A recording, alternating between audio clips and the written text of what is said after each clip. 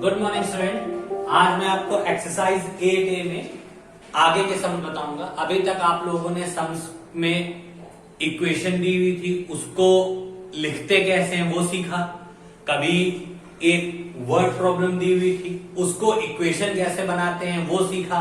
आज हम आपको दिए हुए समीकरण में ये सिखाएंगे कि अगर m बराबर ये 15 दिया है तो ये m का मान इस समीकरण को संतुष्ट करता है कि नहीं। देखिए, अगर कोई भी मान किसी समीकरण को पूरी तरीके से संतुष्ट करेगा तो इस स्थिति में दोनों पदों की वैल्यू बराबर होगी। जैसे ध्यान से सुनिए, दे रखा है हमको m-7 बराबर 8, ठीक है।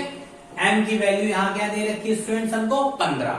तो जहां जहां m है वहां वहां हम 15 रख दें। तो देखिए m केवल मेरा एक जगह दे रखा है, तो इस m की जगह हम लिख देंगे 15-7 बराबर 8। 15 में से 7 घटाइए 8 बराबर 8। हम देखते हैं कि दोनों पक्ष कैसे हैं, समान हैं।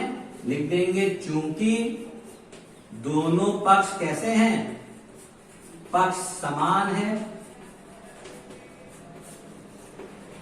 अतः m बराबर 15 इस समीकरण को संतुष्ट करता है। ये लाइन लिखनी पड़ेगी कि चूंकि दोनों पक्ष समान है अतः m बराबर 15 इस समीकरण को पूर्णतः संतुष्ट करता है। दूसरा क्वेश्चन देखिए इसी टाइप में है, 2x - 3 बराबर 4। तो लिखिए 2x - 3 इज इक्वल्स टू 4। आप यहां पे x की वैल्यू क्या दे रखी है 5। तो इस पे भी देखिए दो पक्ष कौन कौन से होते हैं मैं बताना भूल गया था, मैं दोबारा आपसे बता देता हूं।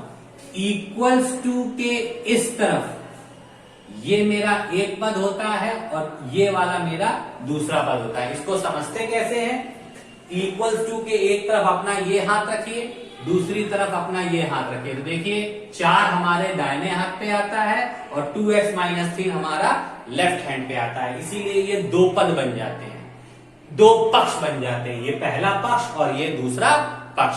तो इसमें हमको क्या दे रखा था, 2x - 3 बराबर 4, x इज इक्वल टू 5। यानी x की वैल्यू इस इक्वेशन में रखें, अगर दोनों पक्ष समान आ जाएं तो x बराबर 5 इस समीकरण को पूर्णतः संतुष्ट करेगा। तो देखिए x का मान 5 रखिए, यानी जहां जहां x है वहां वहां हम क्या रखें 5 - 3 बराबर 4।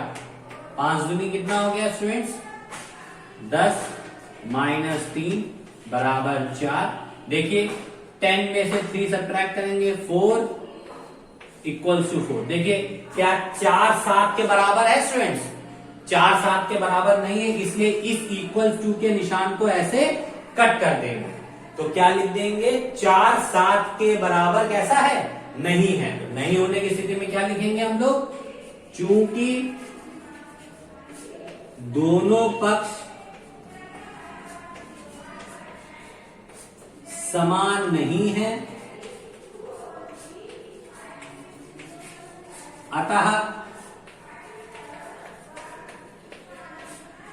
x बराबर 5 समीकरण का हल, समीकरण को संतुष्ट नहीं करता।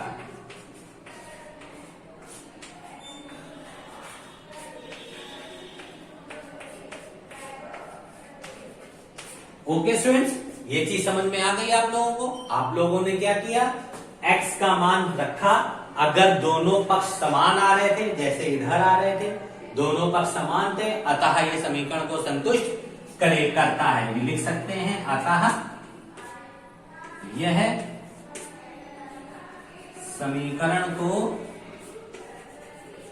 संतुष्ट करता है। दोनों पक्ष समान थे इसलिए समीकरण को संतुष्ट कर रहा था। यहां पे दोनों पक्ष समान नहीं है तो समीकरण को संतुष्ट नहीं कर रहा था। इस टाइप से आगे भी दो सम्स आपके दे रखे, उस पे आपको वैल्यू पुट ऑन करनी है और देखना है कि दोनों पक्ष समान है या नहीं। थोड़ी सी एक और बात समझाने वाली, 2 और x है, इनके बीच में हमेशा मल्टीप्लीकेशन का साइन होता है। जो मैंने आपको ये लगा के दिखाया है, आप लोग भी 2 और x, 3, x, 5, x, 7y, 8y, 10y इन सब के बीच में मल्टीप्लाई के साइन को ही कंसीडर करेंगे और डिजिट्स का मल्टीप्लाई ही करेंगे, वैल्यू पुट करेंगे और दोनों सम्स को इसी तरीके से आपको सॉल्व करना है। ठीक है स्टूडेंट्स, अब मैं इस टाइप के आगे सम्स बताने जा रहा हूं, उसको ध्यान से देखिए वो कैसे करते हैं।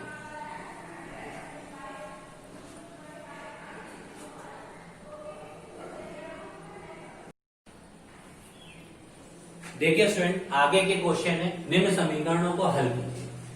आप समीकरण हल कैसे करते हैं देखिए, मैं आपको सिखा दूं कि इस पे भी दो पक्ष होते हैं, इक्वल्स टू के इधर वाला जिसको हम लोग राइट हैंड साइड यानी दायां पक्ष बोलते हैं, इक्वल्स टू के इधर वाला जिसको हम लोग लेफ्ट हैंड साइड यानी बायां पक्ष बोलते हैं। सवाल नोट करिए, 4p minus 9 is equals to 7। देखिए माइनस की डिजिट है।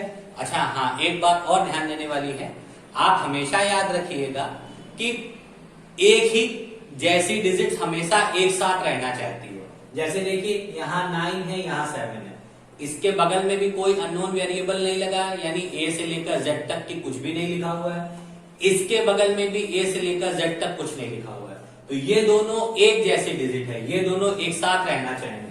और ये क्या है, अलग तरीके की डिजिट है, क्योंकि इसके बगल में अननोन वेरिएबल ए से लेकर जेड तक कुछ भी हो सकता है, तो इसमें पी लगा हुआ है। तो जो एक साथ रहना चाहती है उनको एक साथ ले जाइए, यानी 9 को इस साइड जंप करा दीजिए, तो 4p इज इक्वल्स टू 7 ऐसे ही रहा, क्योंकि 7 ने अपनी जगह नहीं छोड़ी। 9 जंप कर रहा है तो 9 का साइन चेंज हो जाएगा। 9 के पहले किसका साइन लगा स्टूडेंट, माइनस का, तो इक्वल टू जंप करेगा तो ये किसका हो जाएगा, प्लस का। ओके स्टूडेंट्स, आप देखिए 4p is equals to 16 and p is equals to 16 upon 4। 4 1 जा 4, 4 4 जा 16, यानी p की वैल्यू हमारी कितनी आ गई students, p is equals to 4। ठीक है, आप लोग इसको ध्यान से सीख लीजिएगा। अब क्वेश्चन आपका ये बनता है कि सर 4 अपॉन में क्यों आ गया, 4 p के साथ मल्टीप्लाई में था, मल्टीप्लाई वाली डिजिट इक्वल टू जंप करती है तो अपॉन में आती है, इसलिए ये अपॉन में आ गई। ओके स्टूडेंट्स, ये समझ में आ गया, ये आपका हो गया आंसर। ठीक, अब नेक्स्ट वन देख लीजिए। नेक्स्ट मेरा क्या है, 5q plus 12 is equal to 27।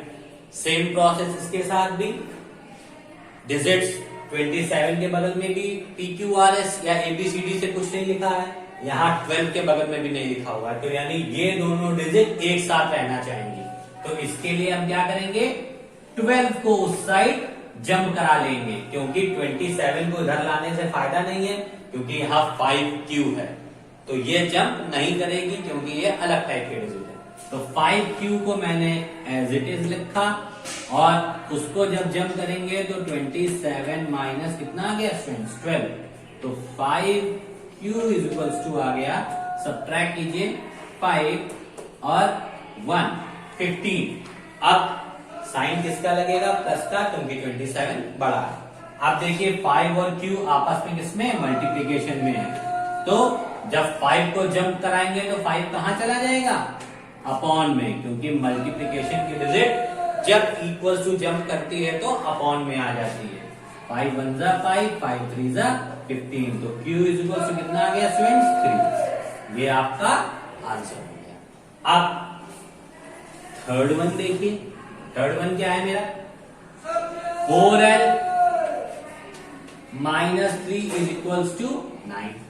Same process, 3 को उधर ले जाएंगे, क्यों, 4l जंप नहीं करेगा, क्योंकि 4 के बगल में क्या लगा हुआ है, l। 3 को लेके जाइए तो 4l is equal to 9 plus 3, तो 4l इज इक्वल टू कितना आ गया, 12, तो l is equal to 12 upon 4, 4 1 जा 4, 4 3 जा 12, l इज इक्वल टू कितना आ गया स्टूडेंट्स, 3। ठीक है, तो आपके 3 क्वेश्चंस के मैंने आंसर फाइंड आउट कर दिए।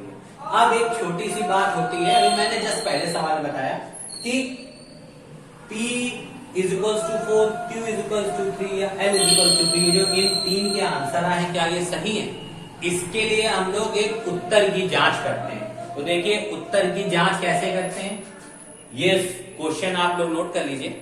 इसके बाद हम उत्तर की जांच आपको एक्स्ट्रा में सिखा रहे हैं, जिससे आप लोग जब क्वेश्चन करो तो आपको पता चल जाए कि आपका आंसर ये सही आ रहा है कि नहीं। मैं इस क्वेश्चन को रफ कर रहा हूं, तो ये मैंने रफ कर दिया, केवल इसका आंसर लिखा नहीं दिया p = 4।